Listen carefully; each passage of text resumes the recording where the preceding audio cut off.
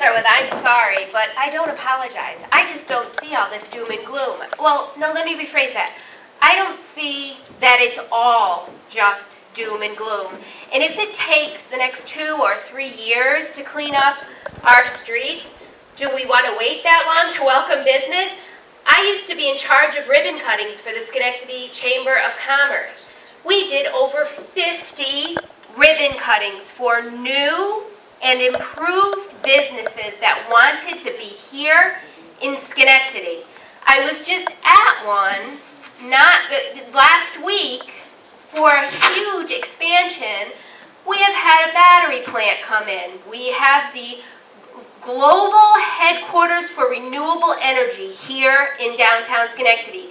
J Street storefronts are very filled at this point. There's still some empty storefronts certainly, but they're growing. The city streets are filled with people on any given night. I don't care if it's a weekday or a weekend. Do we have our work ahead of us? We absolutely do. Do we have crime in our city? Of course we have crime in our city. Am I concerned about it? Absolutely. But I also see a vital city full of people who care. I know businesses that want to move here. Last year, and this is a fact and I will prove it to you by naming them, I had 3 businesses within a 2-week period that I did ribbon cuttings for that moved from other counties to Schenectady. And no, there were no pilots attached. They were small businesses. So yes, I think we have problems to work on. But we shouldn't wait until we're all cleaned up. We should continue the positive movement that we've been experienced under Democratic leadership for the last 6 to 7 years. Mr. DeBario, I think.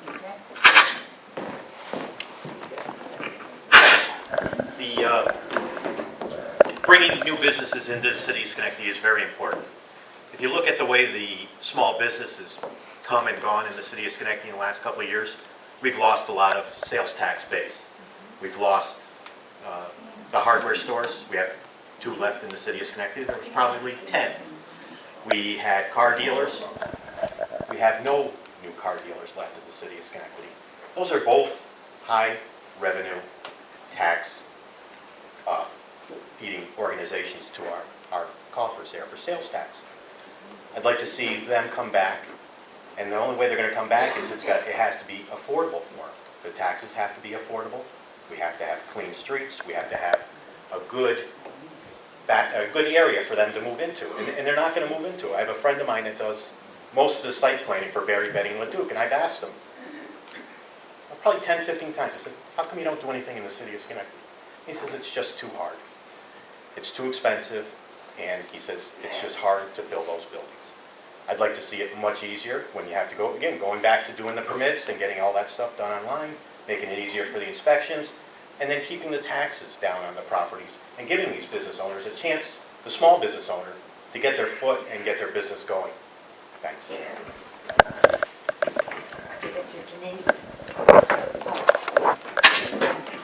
I need a runner. I need to be your runner. I'm sorry. No, you shouldn't have to do that. You guys, with all your answers, have me thinking. You know, I can't agree with Lisa more, though. We definitely have had a lot of new business come into the city of Schenectady. And I want all of us to think back to even 8 years ago when a prior administration took off a statue, a memorial off the lawn for GE, and GE stopped talking to the city of Schenectady. And I won't say this is the only reason, but the next thing you know, all kinds of jobs were moving down south.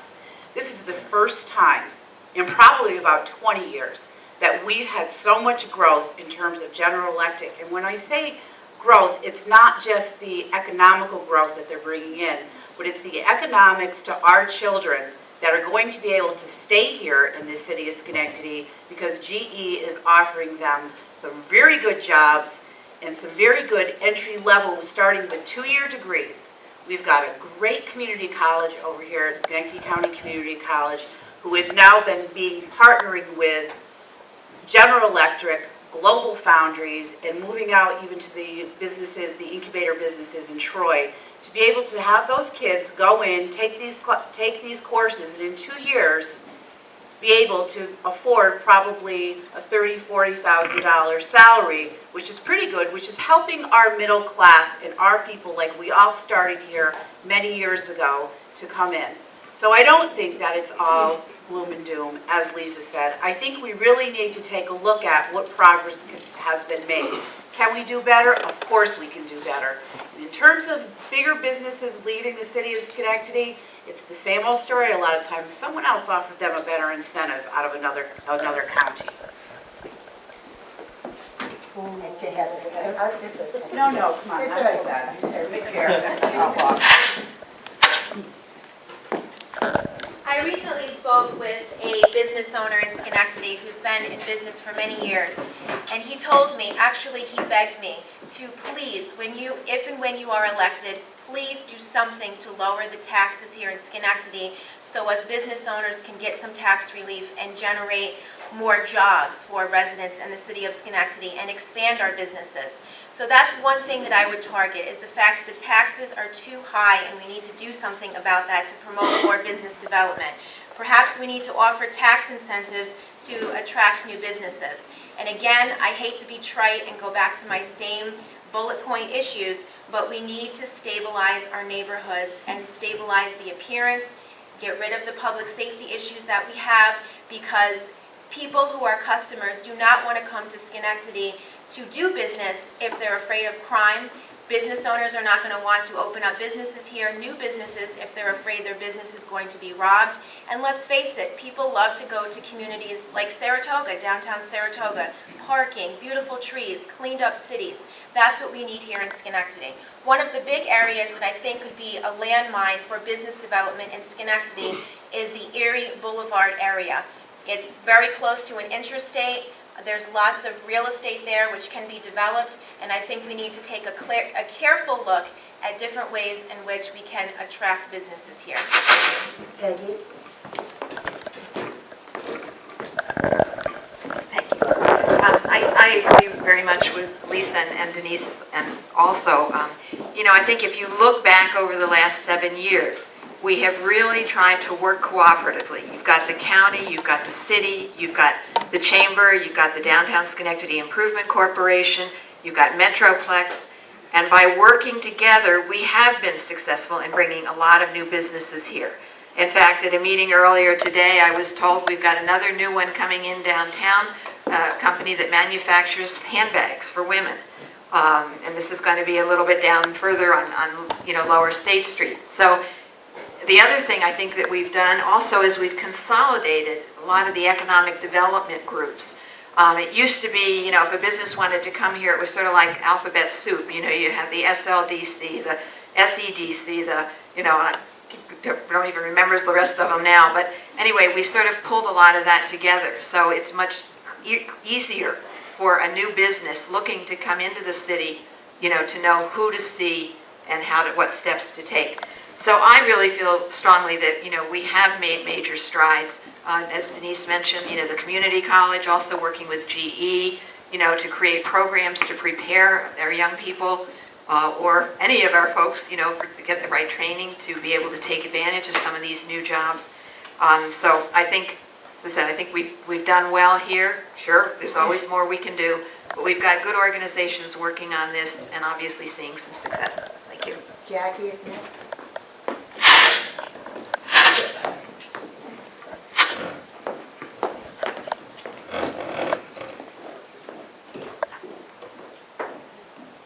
The financial situation in the city is pretty dire.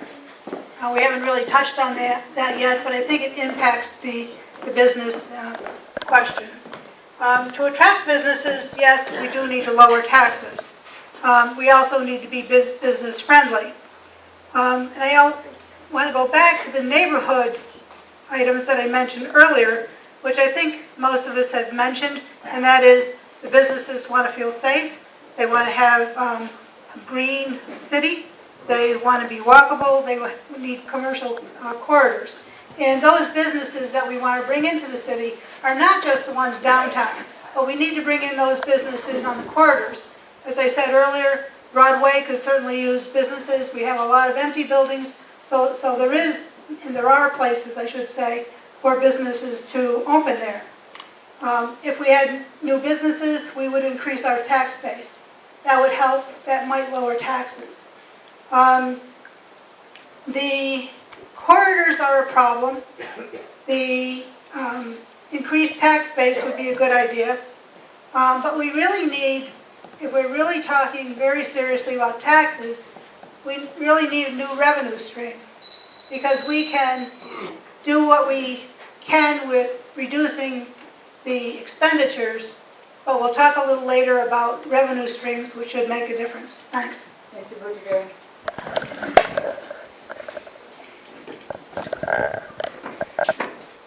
Thank you. As an accountant, businessman, I am in favor, I'm a strong believer in reducing operation costs, increase efficiency, and eliminate unnecessary spending. This would help us to fund neighborhood revitalization and attract new homeowner and investment in Schenectady. New and improved incentive for small business. This would improve our quality of life in Schenectady. Thank you. Vince goes next. Vince. Okay, Bill, have you answered? I did. We all did, we're all done. Oh, Lisa. So then we should start with Phil. Okay. How are we getting, this is a little different question, specifically, generally for Bellevue, and since we're in Bellevue, we're going to ask it. If elected, what is your opinion of the YMCA occupying the Gleason building on Broadway?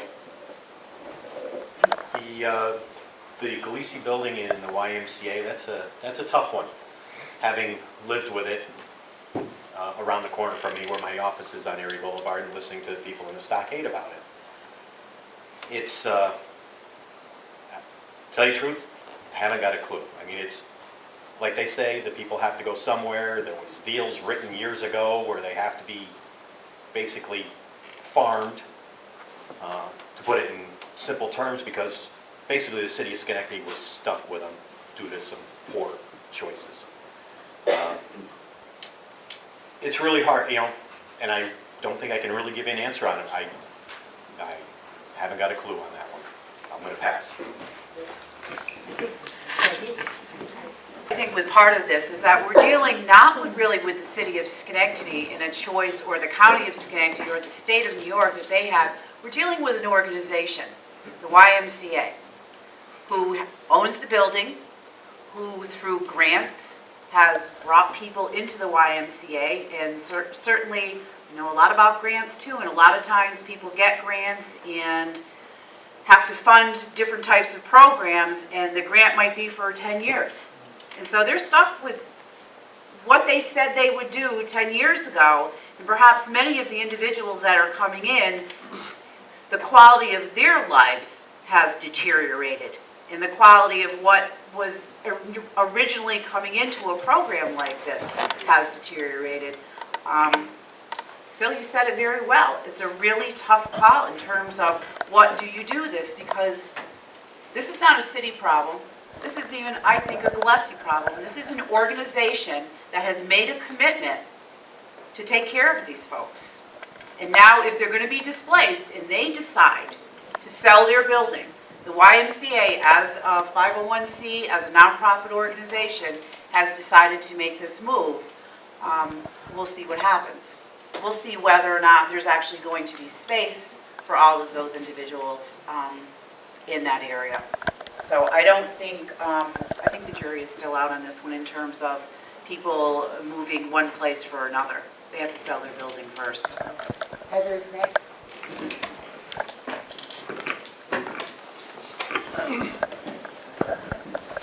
As an for transitional housing, I've represented some clients who have been released from prison and need to matriculate back into society. So I definitely see the need for housing those individuals and doing all we can to help them.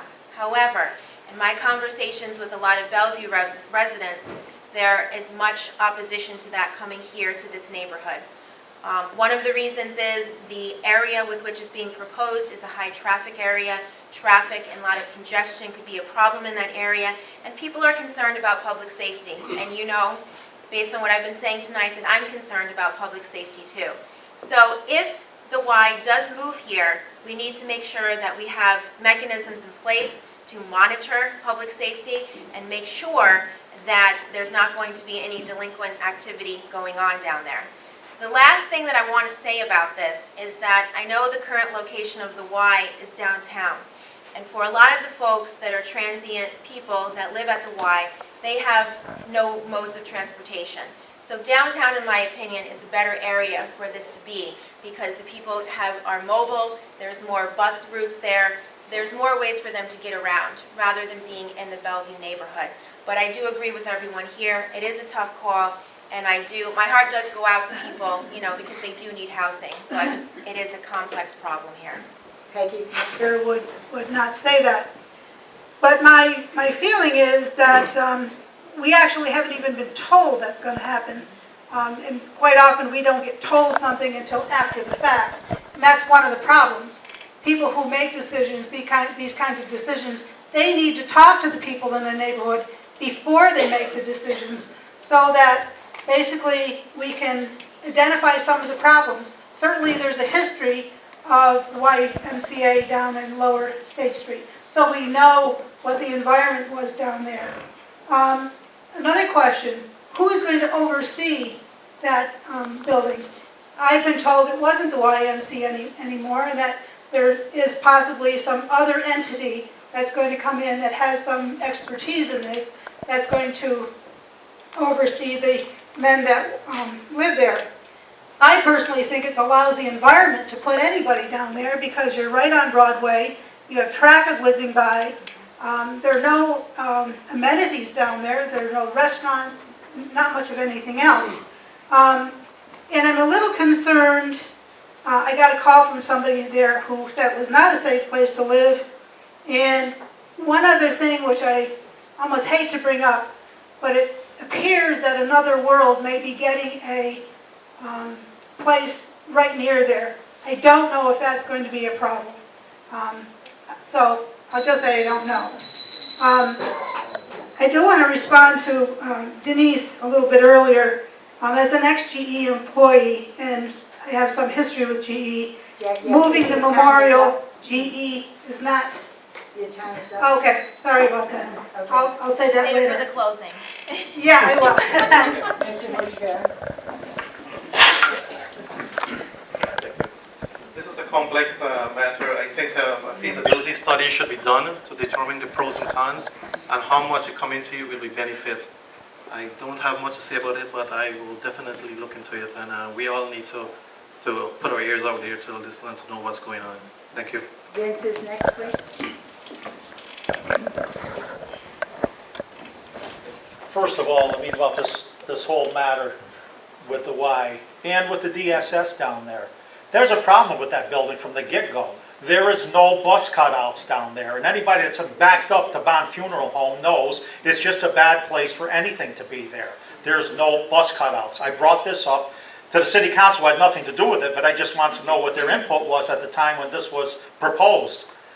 There's no bus cutouts. Where do you drop people off? Where do you let... Traffic's backed up both ways. Broadway is a thoroughfare and traffic should move freely, and it doesn't happen. So why are we putting more things there? And I think as far as the neighborhood goes, well, they have fears about some of the residents. Are they true fears or not? I don't know. But somebody should be able to belay those fears because it's affecting this neighborhood. So this neighborhood should have more to say about it than any other neighborhood or any other place in the city. I think with any project, the neighborhood that is most effective should have the most say. That's the way it is. But as far as that whole property down there on Broadway, the whole thing's just a bad mistake as far as I'm concerned. You have to wait, traffic's backed up. Broadway traffic always moves freely. It doesn't anymore, so does anything else belong there? I don't think so. I think we should think about moving the whole operation out of there. It's not the place for it. It's not set up for it. Thank you. Lisa? Still my phone again, but I can't help it. There's a little bit of sunshine in it. As far as the issue goes, I think with nine candidates, you've heard just about everything there is to hear on the issue. I will just say one thing. I watched the voice of one businesswoman on Upper Union Street changed the entire streetscape of a block. She had a point, it was well supported, and the people involved in making the decision listened, digested the information, and changed their plan. So my plea to you as citizens in every respect of your city is to have your voice heard, because it truly does make a difference. So if this is a passionate issue for you, attend the meetings, do your homework, create your point, and let your voice be heard. I think everybody answered that. Okay. The next one then would be Heather. Sir, No, for the next question. a question for you. Okay.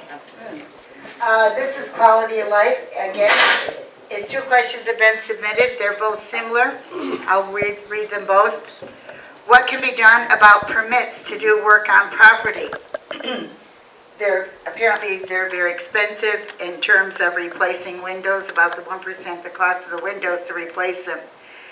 What incentives do you propose for a homeowner in Bellevue to improve his property considering the high cost of fees for permits and the neighborhood around him deteriorating at the same time? Well, as I mentioned, I'm very concerned about quality of life issues, and I think that the permits, and like Mr. Tiberio mentioned earlier, the cost of doing business here and the city in general is quite explosive at times.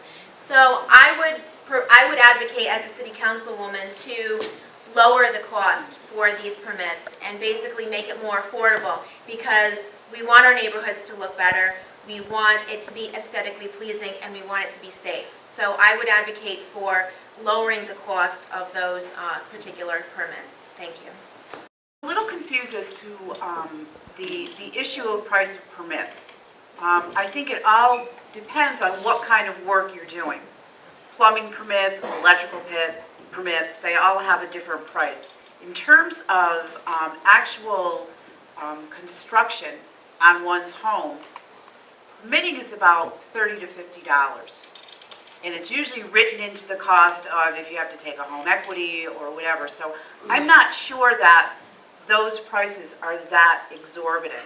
As a matter of fact, what we just did for the folks down in the stockade was waive their permitting for anything that they needed to be fixed because of the tragedy that they just suffered. And I know we weren't looking at it as a council that these were exorbitant prices. I want to say the permitting was $20 for going in and redoing walls or things like that. You have to make sure that you have a licensed plumber and a licensed electrician in there. Those costs may be high in terms of having that person come in and do the inspection, but that's for everyone's good. That's for your own good, so your house isn't set on fire, and really good for your neighbor next door, so their house isn't set on fire either. So I would caution people to question an exorbitant price of permitting in the city of Schenectady. Jackie would be next.